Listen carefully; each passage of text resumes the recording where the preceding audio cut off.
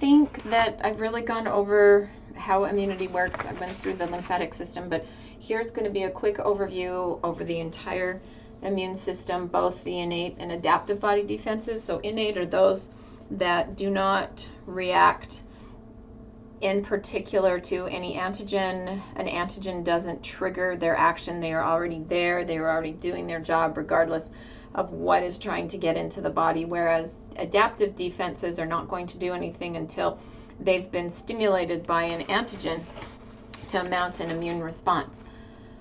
Often we refer to them as non-specific and specific defense, or first and second line of defense, and then third line of defense. So we'll take a look at all of those. So here, just objectives.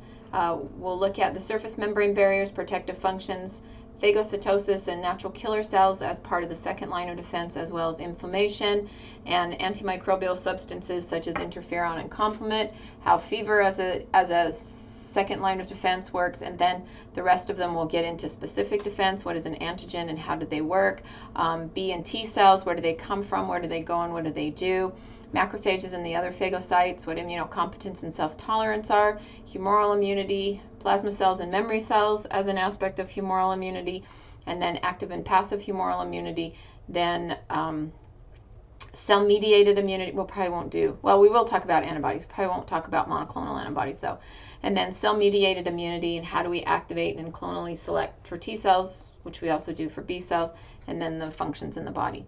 So with the non-specific defense, like it says, it doesn't react to or target specific defenses, specific antigens, just any antigens in general. Anything that is not foreign, anything that is foreign, that is not part of our own bodies, and essentially it's just going to keep everything at bay.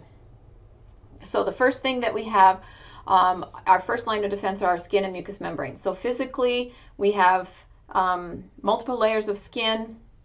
We have keratin as a part, if we're looking at the keratinized stratified squamous epithelium that we find in our skin, and then the mucous membranes on the inside are also stratified squamous epithelium but are not keratinized. So what does keratin do? It helps provide a physical barrier to bacteria, weak acids and bases, bacterial toxins and enzymes by making our skin waterproof. So up in that stratum corneum, it's in the stratum corneum, but excuse me, in that stratum granulosum layer is where the keratohyaline granules begin, and then they're secreted up into the stratum corneum, and then prevents the entry of any substances. The skin is also acidic, and what that does is inhibit some bacterial growth or fungal growth. In particular, our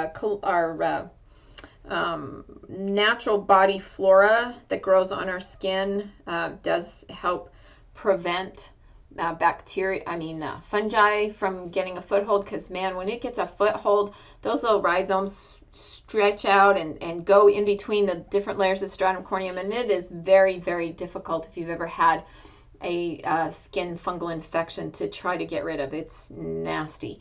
Vaginal secretions also acidic, so that's one of the chemical barriers that we have in our first line of defense, is the acidity that's associated with the skin and vaginal secretions. And then sebum has chemicals toxic to bacteria and fungi as well. Stomach, hydrochloric acid is a great chemical defense against infection as a first line. As soon as you eat something, it gets down into the stomach, starts denaturing. And then the protein, the pepsin that is in our stomach, is also proteolytic, and so it's going to start digesting any protein that an antigen or some pathogen that may make us sick would bear. Our external body secretions, saliva, tears, are going to contain an enzyme called lysozyme, which targets the peptidoglycan layer of gram-positive bacteria. So if you're familiar with microbiology, on the outside of gram-positive bacteria, they have this thick layer called peptidoglycan, and lysosome specifically attacks that. Not so much with gram-negative bacteria. Gram-negative bacteria also tend to not live on the outside of us, and they have a thin peptidoglycan layer that's sandwiched between two cell walls, and so lysozyme isn't as effective against them. Mucus secreted by the mucous membranes is going to trap organisms, and then some of our mucous membranes have cilia associated with their cells, like the ones in the trachea, the pseudostratified ciliated columnar epithelium.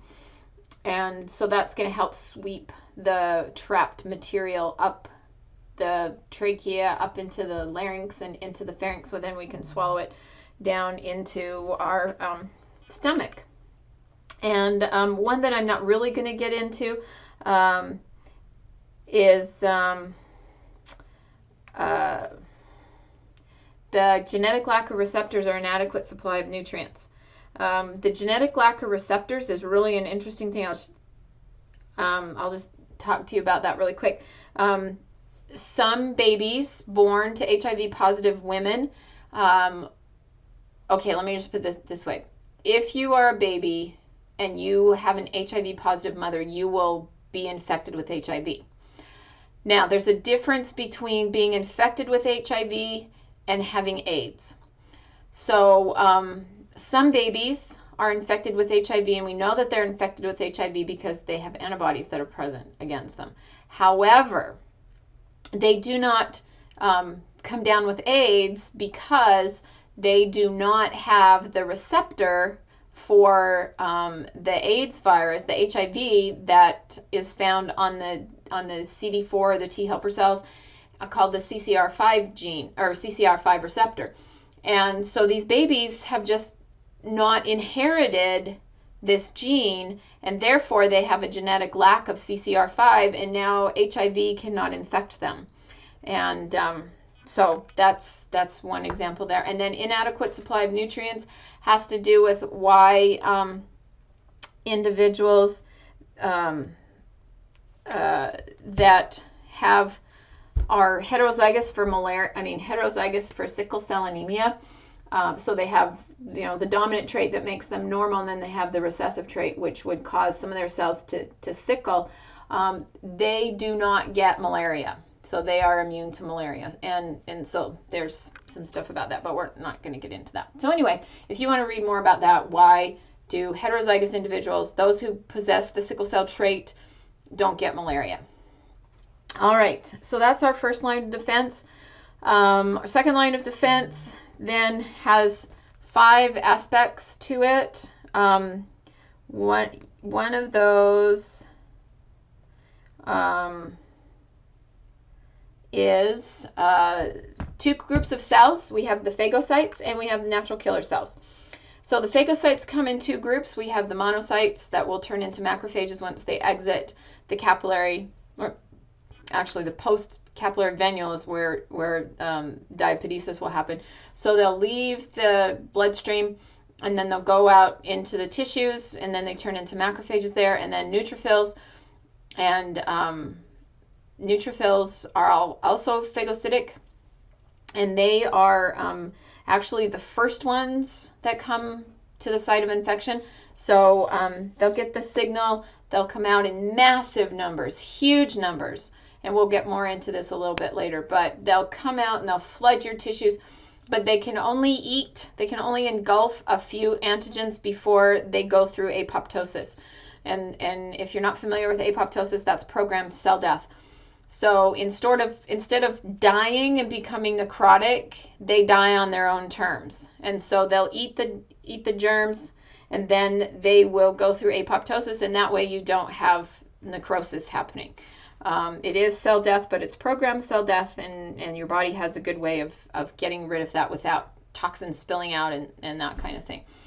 Macrophages, on the other hand, will come a little bit later, a couple days later, and they will live for a long time, and they will eat and eat and eat and eat. And in fact, as the neutrophils are dying and the pathogens are dying and tissue cells are dying and pus is created, the macrophages will come and eat up the pus and get rid of all of that. So they're the good ones. We also have eosinophils that will be in parasitic worm infections, some allergy stuff, and then mast cells, of course, are the mediators of allergies, which we'll get into at the end of this lecture. Okay, now in order for a phagocyte to engulf its prey, so to speak, it must adhere to the invader. And some invaders have mechanisms, they have slime layers, they have coats on the outside, capsules on the outside, that make it so that the phagocyte cannot adhere. However, we have two mechanisms in our body. We have something called complement, which we'll talk about later, and antibodies will also discuss their functions that will allow a process called opsonization to take place. And what opsonization is, actually means to make tasty. And what opsonization does is provide handholds for the macrophages to bind to. So once the complement proteins or the antibodies bind, then the macrophages can come along and bind to them and then eat up whatever they're eating. All right, then we have a natural killer cell, which is a type of a non-specific lymphocyte. And their job is to go around, they're part of immunosurveillance, and they're going to be similar in function to the cytotoxic T cells, but yet they are not specific. They are not antigen specific. So their actions are exactly the same as the cytotoxic T cells or the CD8 cells. They will cause lysis of virus-infected body cells and cancer cells by releasing chemicals called perforins and granzymes. And what those chemicals do is trigger the body cells. Because remember, natural killer cells and cytotoxic T cells are going to find those cells that have the MHC1 protein on the outside. And so those are going to be our body cells. And so natural killer cells and cytotoxic T cells are looking for MHC1 proteins as well as antigens. And so they will be looking at our body cells to kill that have become cancerous and virus-infected cells. Now, natural killer cells are a little bit different than cytotoxic T cells in this function. They're not looking for the MHC1, they're looking for the absence of the MHC1. And so when they find our body cells that do not have those markers on the outside that they're supposed to, then they'll trigger apoptosis in those cells. And so that's how the natural killer cells work. All right, a very important aspect of our nonspecific defense is inflammation. So this flow chart shows everything that happens in inflammation. I'm going to go through this step by step and then just look at the individual slides that I have. So what's going to happen? Tissue injury. And I don't care the nature of the tissue injury, whether you have a chance of becoming infected or not. It could be a sprained ankle. It could be a torn meniscus. Whatever. It's just something where a tissue injury has happened. And so there's two things. First, we're going to go through leukocytosis and leukocyte extravasation, and then we'll go into inflammation. So a lot of times your body doesn't know just how bad the injury is, and so it's like, well, we better get some white blood cells there to the site so that they can help out. So here's what's going to happen. Upon tissue injury, we're going to start the tissue, or the injured tissue cells are going to release what's called leukocytosis inducing factor. That'll go to the bone marrow and it will stimulate the production of white blood cells. And so you'll get increased numbers of white blood cells in the bloodstream. Then those white blood cells are going to migrate to the injured area. They're going to know that they've come to the injured area because of cytokines that will be released by the injured tissue, acting as neon signs that say, here's the infection, or here's the injury, stop here. So then they're going to stop in a process called margination. Typically, macrophages, white blood cells, are going to roll along the endothelium of the blood vessels, kind of like Velcro, hooks and loops, but they're very, very temporary and they're very easily pushed along by the flow of blood. But they're going to roll on the inside of the endothelium. But when tissue injury has happened, cytokines will cause those endothelial cells to secrete what are known as ICAM proteins, And then on the white blood cells, on the macrophages, then they will stick up integrin proteins that will then link tightly with the ICAM proteins and cell adhesion molecules, and then hold those macrophages in place.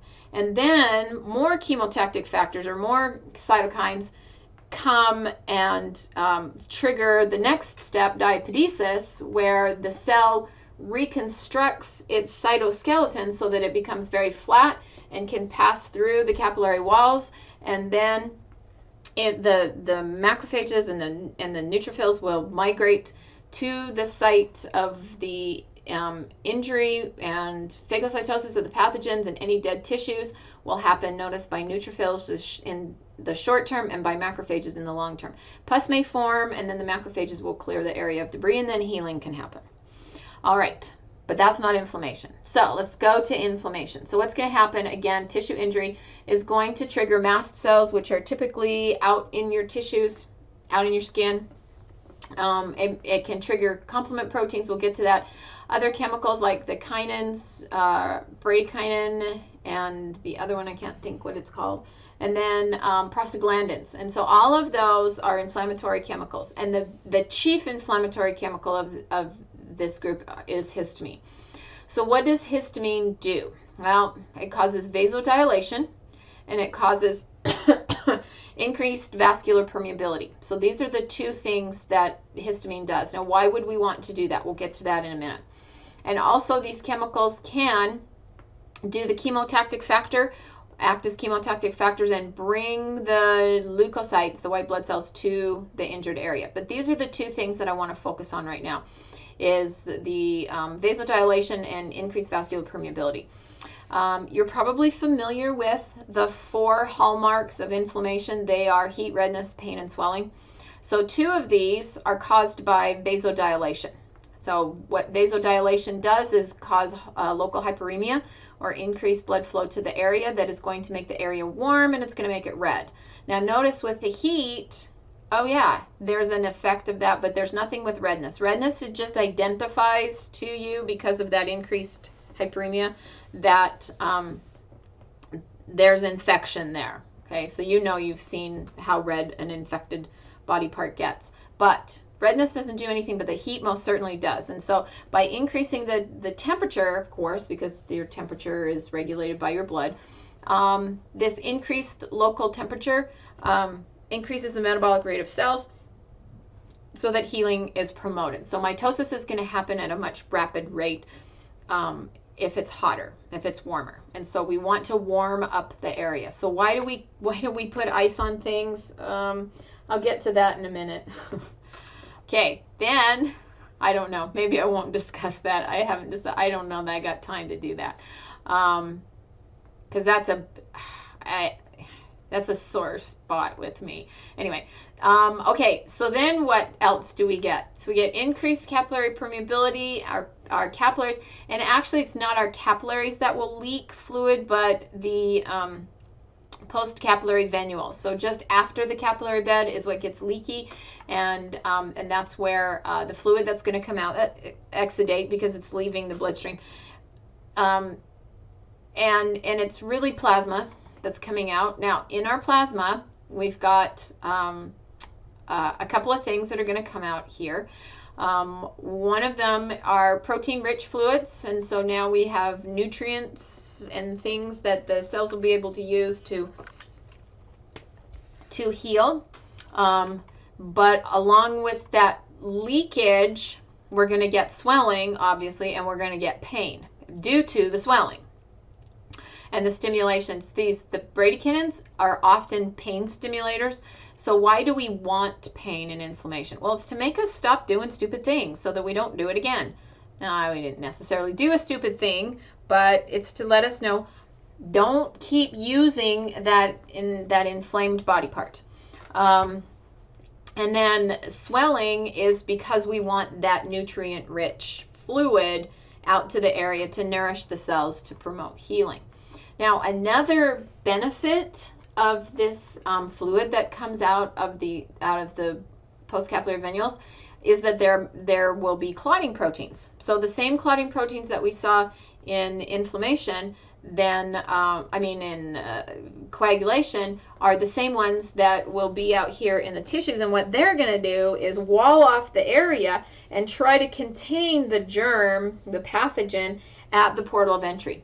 We do not want that pathogen going somewhere else and infecting other healthy tissues. And so walls off the area to prevent injury to the surrounding tissue. And then the temporary fibrin patch also forms a scaffolding for repair to promote healing.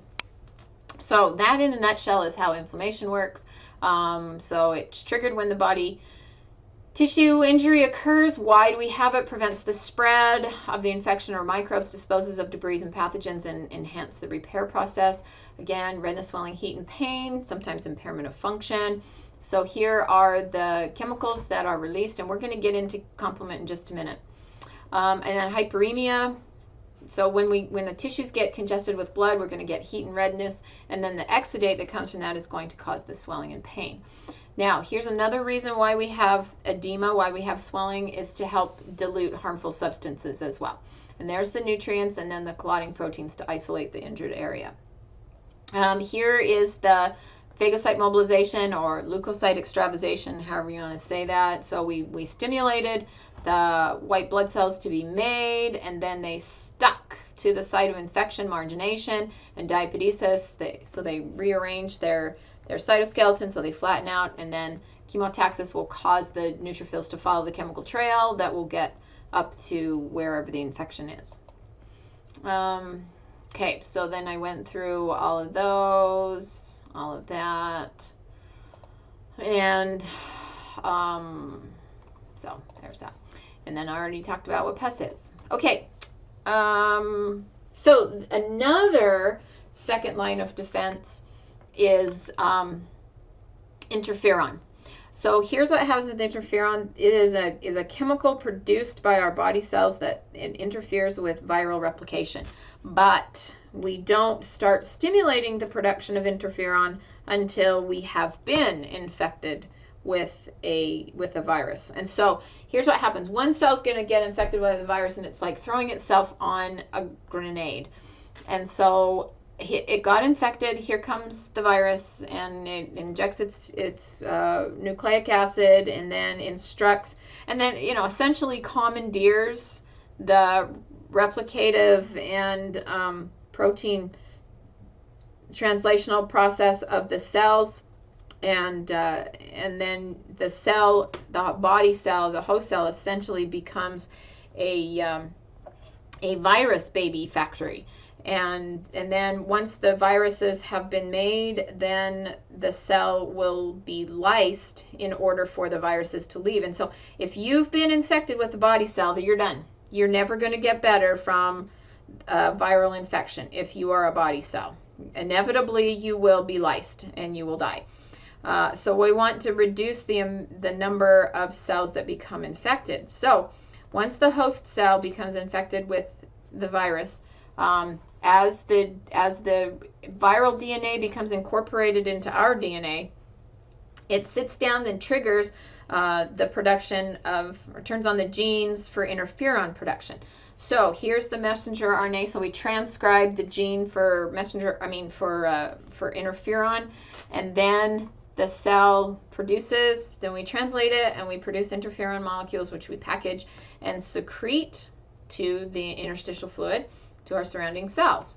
So it makes the interferon, and the host cell then is ultimately killed by the virus. But the surrounding cells will then, the interferon will bind to the surrounding tissue, which will then turn on, so that interferon will trigger the production of antiviral proteins inside of the cell. And so then as the new cells become infected with the virus, they are going to block viral replication, or they will actually eat up viral DNA, viral nucleic acid, because viruses don't always have DNA. So I don't know why we don't always produce interferon. If it works so well, how come we don't just produce it all the time so that we don't have any viral infections? Well, I got an idea. I got a theory on, I don't know. I have a hypothesis. It's not even a hypothesis. I have a conjecture on that, but don't get to share that with you.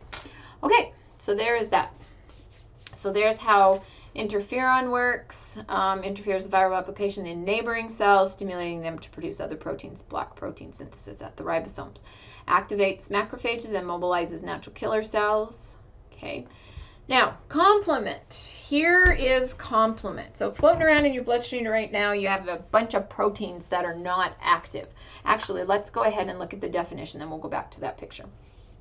Okay, so there's about 20 plasma proteins involved in complement, and when they are activated, they will amplify all aspects of the inflammatory response, so they'll kick in inflammation, make it work a lot better, as well as killing bacteria by attacking their cell membranes and causing lysis, and contributing to opsonization for phagocytosis. So how does that work? Well, when there are 3 different ways you can trigger these complement proteins. The first one is the classical pathway, when antibodies bind to the outside of a bacterium or other extracellular pathogen. The Y part, or the stem part of an antibody molecule, has a complement binding site on it. And so then complement will bind to those antibodies, and when complement binds, we will end up making this little complex right here called a C3. Then the C3 will break apart into 2 components here, C3A and C3B, which we'll get into a minute. Now, there are other things that can trigger the formation of this C3. Now, we don't want C3 formed when we don't have an infection, because it's really super powerful as causing our inflammation to happen. So we don't want C3 if we're not infected. So there are lectin proteins that will bind to specific sugars on a microorganism surface, and that will trigger complement, or the microorganism may have a lack of inhibitors that allows the C3 process to occur. So either way, classical pathway, lectin pathway, or the alternative pathway, but this is typically the classical pathway. All right, so what's going to happen? C3A, and then is going to also, we're going to get a trigger of C5A, and these 2 chemicals are going to act like cytokines that are going to promote more inflammation happening in your body. But this other little subunit, C3B, is going to, notice, coats the pathogen surfaces, and then because it's stuck on the outside and it makes the pathogen tasty, then opsonization will happen and we'll get more phagocytosis.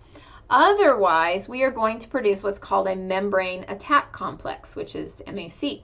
So C3B is going to trigger the formation of C6 or C5B actually, to C6 to C7 to C8 to C9. And notice that's these little proteins right here. And so they're going to sit down on the bacterial cell membrane, and or their target cell, typically it's bacteria, and then when they sit down on here, they've produced this membrane attack complex, and now the insides are going to leak out. We've created a pore, and now the cell is going to lyse. So notice it says membrane attack complexes form from activated complement protein components C5b and 6 through 9 that insert into the target cell membrane, creating pores that can lyse the target cell.